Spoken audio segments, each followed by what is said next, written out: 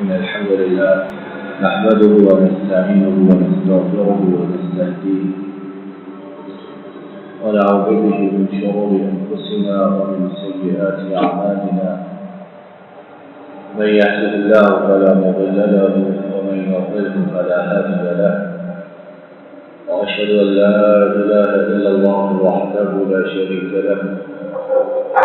وأشهد أن محمدا عبده ورسوله صلى الله عليه وسلم. اللهم صل على محمد وعلى آل محمد كما صليت على إبراهيم وعلى آل إبراهيم إنك حميد مجيد. اللهم بارك على محمد وعلى آل محمد كما باركت على إبراهيم وعلى آل إبراهيم إنك حميد مجيد. رب اشرح لي صدري ويسر لي أمري واحلل عقدة من لساني يفقهوا قولي. اللهم انفعنا بما علمتنا وعلمنا ما ينفعنا وزدنا علما. سبحانك لا علم لنا إلا ما علمتنا إنك أنت العليم الحكيم. أعوذ بالله من الشيطان الرجيم. بسم الله الرحمن الرحيم. فاعبد الله مخلصا له الدين. ہر قسم کی تعریف و ستائش اللہ رب العالمین کے لیے، اور عرب درود و سلام امام الانبیاء قائد المرسلین رحمت دو عالم حضرت محمد رسول اللہ صلی اللہ علیہ وسلم پر اور آپ کے ان صحابہ کرام پر جنہوں نے آپ کی اتباع اور فرمانبرداری کی.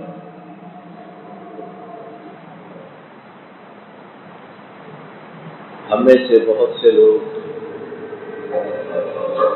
نیک اعمال کرنا چاہتے ہیں اور نیک اعمال کرتے ہیں، اور پھر وہ ان اعمال کی قبولیت کے متعلق فکر مند رہتے ہیں کہ کیا ہمارے کیے گئے اعمال اللہ کے ہاں قابل قبول ہیں بھی کہ نہیں. اور ہر مسلمان اس کی شان، اس کا وسیلہ، اس کی ڈگر طریقہ یہی ہونا چاہیے کہ اسے احساس رہے کہ میں جو نیکی کر رہا ہوں وہ اللہ تعالیٰ قبول بھی کر رہے ہیں کہ نہیں. یاد رکھیے، صرف نیکی کرنا کافی نہیں ہے. بہت اچھی بات ہے انسان نیکی کرے، بہت بھلی اعلیٰ بات ہے، لیکن اصل چیز یہ کہ اللہ تعالیٰ اس نیکی کو قبول فرمائے. جب تک وہ قبول نہیں ہوتی تب تک وہ نیکی کوئی معنی نہیں رکھتی. اچھا عمل کرنا، اس کی مثال حضرت آدم کے دونوں بیٹے حابیل قابیل کا واقعہ کہ دونوں نے قربانی کی. اب بظاہر اچھا عمل ہے، لوگوں کے دیکھنے والوں کے لیے ایک بھلی چیز ہے کہ انہوں نے اللہ کے لیے بظاہر قربانی کی، لیکن ایک کی قبول ہوئی اور ایک کی مسترد کر دی گئی. کیوں؟ اس کا سبب بھی اللہ تعالیٰ نے بیان فرمایا، انما یتقبل اللہ من المتقین، کہ یقیناً اللہ تعالیٰ متقی لوگوں کی عبادات قبول کرتے ہیں جن میں متقیوں والی شرائط پائی جائیں جو تقویٰ کے معیار پر پورے اترتے ہیں.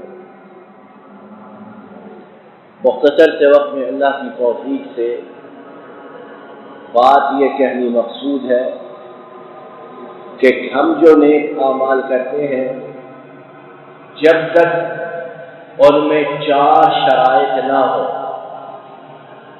توجہ کیجیے گا، کہیں یہ نہ ہو کہ ہم اپنے سے نیک اعمال کے انبار اکٹھے کرتے رہیں اور ان میں سے کچھ بھی اللہ کے ہاں اللہ نہ کرے، اللہ کے ہاں قابل قبول نہ ہو، محنت بھی رائگاں گئی، جد و جہد بھی ضائع ہوئی اور حسرت، ندامت، شرمندگی، پریشانی کے علاوہ کچھ ہاتھ بھی نہیں آئے۔ پہلی چیز، اعمال کی قبولیت کے لیے جو بہت زیادہ ضروری بنیادی اساسی کہ انسان شرک سے مکمل طور پر براءت کا اظہار کرے، اور یہ صرف زبانی کلامی بات نہیں، اپنے عمل سے، اپنے کردار سے وہ اس بات کو واضح کرے، اس بات کا اظہار کرے اور دل کی گہرائی میں بھی یہی ہو کہ صرف اللہ تعالیٰ کی توحید اور شرک سے مکمل طور پر نفرت، براءت اور دوری۔ قرآن پاک میں اللہ تعالیٰ نے متعدد مقامات پر اس چیز کی وضاحت فرمائی ہے۔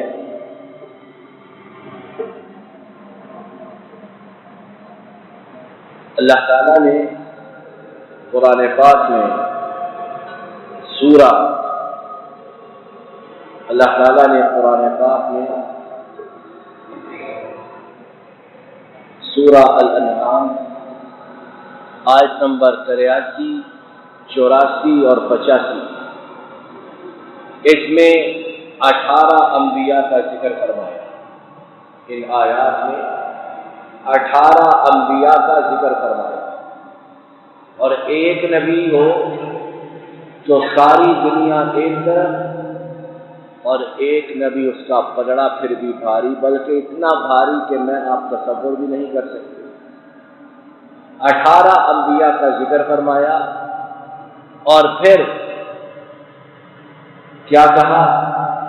وَلَوْ أَشْرَكُوا لَحَبِطَ عَنْهُمْ مَا كَانُوا يَعْمَلُونَ، کہ اگر یہ اللہ کے نبی مقرب بندے اور ان جیسا روئے زمین پر کوئی نہیں، اگر یہ بھی شرک کریں، شرک ان سے اتنا دور کہ وہم و گمان میں بھی نہیں کہ نبی تو آتا ہی توحید کی دعوت کے لیے، شرک کو مٹانے کے لیے، لیکن کہا کہ اگر وہ بھی شرک کریں تو ان کے لیے کیے گئے اعمال برباد ہو جائیں۔ یہ 18 انبیاء کا ذکر ہے۔ اگر انبیاء کے لیے، اللہ کے مقرب ترین بندوں کے لیے یہ بات ہے تو میں آپ کس بات کی مولی ہوں؟ ہمارے اعمال تو پہلے ہی معمولی نہ ہونے کے برابر، اور اگر اس میں بھی شرک کا شائبہ آ جائے، نماز میں، زکوٰۃ میں، حج میں، دعا میں، ذبح کرنے میں، نظر دینے میں، قسم اٹھانے میں، دل میں کسی پر توکل کرنے سے اگر یہ چیزیں ہمارے اندر آ جائیں تو خاص ہمارے اعمال قبول ہوں گے۔ اور یہ شرک انسانی بدن میں اسی طرح سرایت کرتا ہے جس طرح اندھیری رات میں کالی سیاہ چٹان پر رینگنے والی چونٹی آہستہ آہستہ رینگتی ہوئی آگے بڑھتی ہے، اسی طرح شرک انسانی بدن میں انسان میں سرایت کرتا ہے اور انسان کو اس کا مطلق احساس نہیں ہوتا ہے۔ تو پہلی چیز جو میرے آپ کو سمجھنے کی وہ یہ کہ میں آپ اس چیز کو سمجھیں، اس پر غور کریں کہ ہمارے اعمال، ان کی بربادی کہیں شرک کی وجہ سے تو نہیں ہو رہی کہ ہم دل میں کسی پر امید لگائے بیٹھے ہوں، کسی پر آس لگائے بیٹھے ہوں، کسی کو دل میں شفا دینے والا سمجھ رہے ہوں۔ اگر یہ باتیں موجود ہیں تو پھر یاد رکھیں ہمارا عمل زمین پر سے اٹھنے سے پہلے ہی نیست و نابود ہو جاتا ہے۔ دوسری بات، دوسری شرط اعمال کی قبولیت کے لیے جو بہت زیادہ ضروری ہے وہ اخلاص ہے۔ وہ اخلاص ہے۔ اور کیا مراد ہے اخلاص سے؟ اخلاص سے مراد یہ کہ بندہ جو بھی عمل کرے، جو بھی نیکی کرے، مقصود مطلوب صرف اللہ کی رضا اور اللہ کی خوشنودی۔ اگر اس کے علاوہ اتنا زیادہ نہیں، رتی برابر، ذرہ برابر، اور ذرہ کتنا ہوتا ہے کتنی دفعہ نظر ہی نہیں آتا ہے، اگر ذرہ برابر بھی مجھ میں آپ میں نمود و نمائش ریا وہ آ گئی، 99.9% اخلاص اور 1% کا بھی 100واں حصہ یہ نمود و نمائش آ گئی، تو جان لیجیے ہمارا عمل ہمارے منہ پر دے مارا جائے۔ اور اللہ تعالی غنی ہے، اللہ تعالیٰ بے نیاز ہے، انہیں کیا پڑی ہے؟ وہ تو کہتے ہیں انا اغنی الشرکاء عن الشرک، میں تمام پارٹنرز میں سے، تمام ساجھیداروں میں سے، تمام ساتھیوں میں سے سب سے زیادہ بے نیاز ہوں۔ من عمل عملا اشرک فیہ معی غیری ترکتہ وشرکہ، فرمایا جس نے کوئی عمل کیا اور اس میں شرک کی آمیزش کی، اخلاص کو اڑا دیا، نمود و نمائش کو ڈالا، فرمایا میں اس بندے کو بھی چھوڑ دیتا ہوں اور اس شرک کرنے والے کو بھی چھوڑ دیتا ہوں، اس کے عمل کو بھی اور اس بندے کو بھی۔ اب میں آپ عمل کرتے رہیں لیکن اس میں نمود و نمائش ہو، ریا ہو، فلاں خوش ہو جائے، فلاں کی نظر میں میرا سٹیٹس بڑھ جائے، فلاں میرے متعلق خوش گمان ہو جائے، فلاں مجھے فلاں جگہ سے نقصان نہ پہنچائے، میری یہ نیکی میرے کاروبار میں کام آ جائے، میری یہ نیکی بچوں کے رشتوں میں کام آ جائے، تو ایسی چیزیں زمین پر سے اٹھنے سے پہلے ہی اس کرنے والے کے منہ پر دے ماری جاتی ہے۔ تیسری شرط جو اعمال کی قبولیت کے لیے انتہائی زیادہ ضروری اور جس کے متعلق ہمارے معاشرے میں بہت زیادہ سستی، غفلت اور کوتاہی موجود ہے، کیا ہے وہ؟ کہ عمل عین سنت نبوی صلی اللہ علیہ وسلم کے مطابق۔ بہت سے اپنے کئی نیک اعمال کرنے والے اس چیز کی چندہ پرواہ نہیں کرتے، وہ کہتے ہیں ہماری نیت بڑی اچھی ہے، ہماری نیت بڑی اچھی ہے، تو گویا جب نیت اچھی ہے تو اب اللہ پر معاذ اللہ واجب ہے کہ ہمارا عمل قبول کرے۔ گویا نیت اچھی کیا ہو گئی؟ اللہ پر احسان ہو گیا کہ وہ ہمارے عمل کو ضرور قبول کرے۔ اور اس کی ایک سادہ سی مثال سمجھنے کے لیے تاکہ بات مزید واضح ہو، حضرت آدم اور اما حوا نے جب جنت کا پھل کھایا، اللہ کے روکنے کے باوجود اور شیطان کے پھسلانے کے بعد، تو کیا انہوں نے جنت کا وہ پھل پوری نیت سے کھایا تھا؟ اچھی نیت سے کھایا کہ جنت کا درخت ہے، جنت کا پھل ہے، اس کے کھانے میں کیا حرج ہے؟ شیطان نے گمراہ کیا۔ تو کیا اللہ نے ان کی اس اچھی نیت کو دیکھتے ہوئے ان کی اس غلطی سے درگزر کیا، معاف کیا؟ ہرگز نہیں، بلکہ سزا دی، تنبیہ فرمائی اور جنتوں سے زمین پر اتارا۔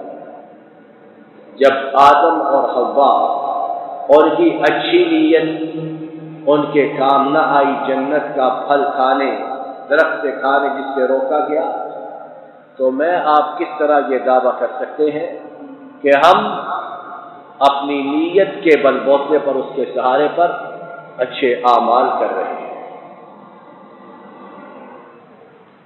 اس بارے میں اللہ تعالیٰ کا فرمان ہے، یا ایھا الذین آمنوا اطیعوا اللہ واطیعوا الرسول ولا تبطلوا اعمالکم۔ اتنا واضح، دو ٹوک، صاف ستھرا، اگر مگر چونکہ چنانچہ کے بغیر بیان کہ اگر ہم میں رتی برابر عقل ہو تو کوئی نیکی کرنے سے پہلے 1000 مرتبہ سوچیں کہ کیا یہ نیکی سنت نبوی صلی اللہ علیہ وسلم کے مطابق ہے کہ نہیں۔ کیا فرمایا اللہ تعالیٰ نے؟ اے ایمان والو، اللہ کی اطاعت کرو اور اللہ کے رسول صلی اللہ علیہ وسلم کی اطاعت کرو اور اپنے اعمال کو برباد مت کرو۔ اعمال کی بربادی ہے، اعمال کی تباہی ہے یہ کہ انسان اپنے تئیں نیکیوں کے انبار اکٹھے کرے اور بعد میں پتہ چلے کہ وہ تو سارے کے سارے تباہ و برباد ہیں۔ کیوں؟ کہ سنت نبوی صلی اللہ علیہ وسلم کے مطابق نہیں ہے۔ تو تیسری شرط اعمال کی قبولیت کی، مجھے آپ کو یہ معلوم ہوئی کہ ہمارا ہر عمل سنت نبوی صلی اللہ علیہ وسلم کے عین مطابق ہونا چاہیے۔ چوتھی شرط اعمال کی قبولیت کے لیے جو ضروری ہے، اور اس کے بارے میں بھی بہت سے لوگ، اچھے لوگ بھی موجود ہیں اور انشاءاللہ رہیں گے، لیکن اس کے بارے میں بھی بہت سے لوگ کوتاہی کا شکار ہیں۔ وہ سمجھتے ہیں کہ ہم جو چاہیں کرتوت کرتے پھریں، اگر مسجد میں آ کر نماز پڑھ لی، تھوڑا بہت روز قرآن پاک پڑھ لیا اور صدقہ و خیرات کر لیا تو ہم بخشوائے ہوئے ہیں، بس ہم سیدھے کے سیدھے جنت میں اور ہمارا ہر عمل قبول۔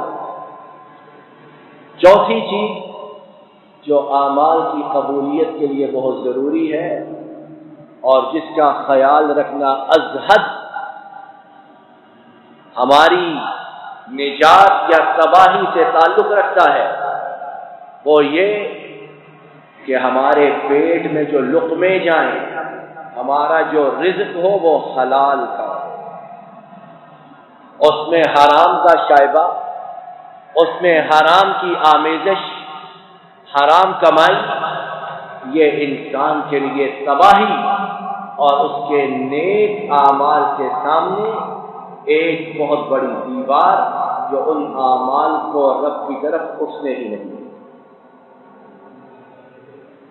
امام بخاری اور امام مسلم نے حضرت ابو ہریرہ رضی اللہ عنہ سے روایت نقل کی کہ انہوں نے کہا کہ نبی کریم صلی اللہ علیہ وسلم نے ارشاد فرمایا، من تصدق بعدل ثمرة من كسب طيب ولا يقبل الله إلا الطيب فإن الله يتقبلها بيمينه ثم يربيها لصاحبه كما يربي أحدكم فلوه حتى تكون مثل الجبل او کما قال صلی اللہ علیہ وسلم۔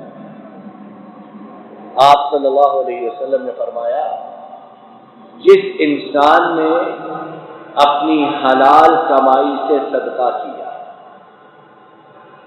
اور پھر کیا کہا، اور فرمایا اللہ حلال کے علاوہ، اس بات پر غور کرنا، اللہ حلال کے علاوہ کوئی چیز قبول نہیں کرتا ہے۔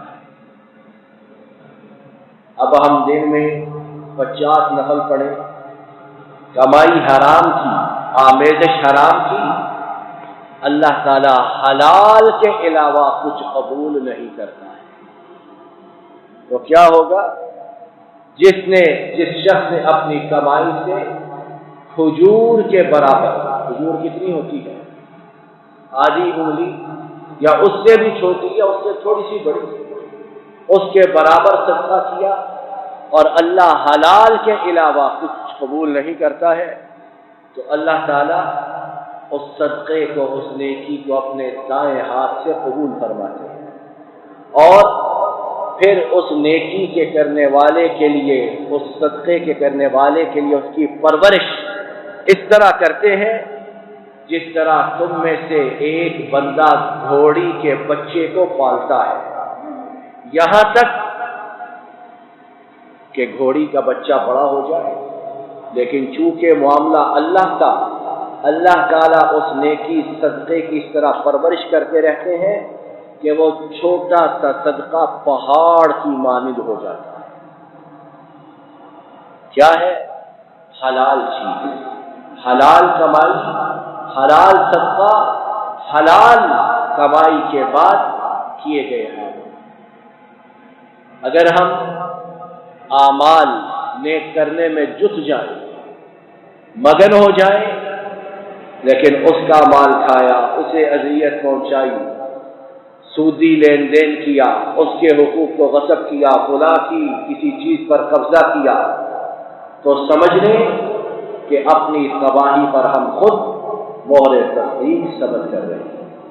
تو یہ 4 چیزیں مختصر سے انداز میں ہم نے اللہ کی توفیق سے سنی کہ نیک اعمال کرنا بہت اچھی بات ہے، لیکن اس سے بڑی بات، اس سے زیادہ ضروری بات کہ میں آپ ان 4 شرائط کو مد نظر رکھیں کہ جب تک یہ نہ ہوگی ہمارا کوئی عمل اللہ کے ہاں قابل قبول نہیں ہوگا۔